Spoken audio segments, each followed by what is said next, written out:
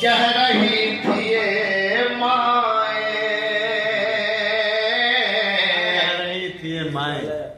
के दफन अब नहीं होंगी। अरे बेटियां मदीने में वाह दफन अब नहीं होंगी। बेटियां मदीने में के दफन